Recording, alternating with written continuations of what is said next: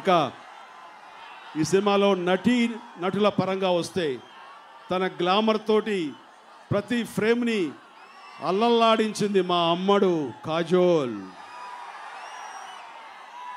తనతో చేసిన సాంగ్స్లో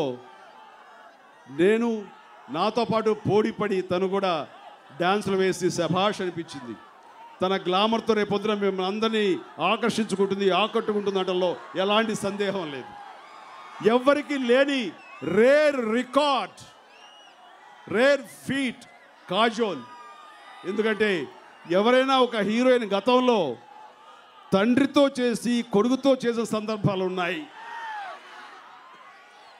కానీ కొడుకుతో ఒక సూపర్ డూపర్ హిట్స్ ఇస్తూ ఆ తర్వాత తండ్రితో చేయడం అనేది వెరీ రేర్.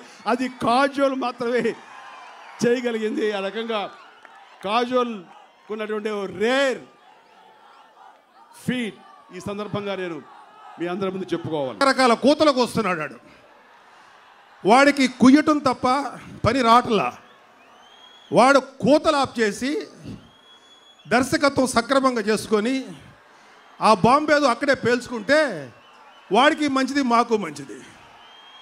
వాడు ఇక్కడికి వచ్చి చిరంజీవి గారి సినిమా ఎలా ఉండాలి, చిరంజీవి గారు ఎలా యాక్ట్ చేయాలి అని మాట్లాడటం, ఇలాంటి అక్కుపక్షి పనికి మాలిన సన్నాసి కూసే కూతలు మాకు ఏం కావు.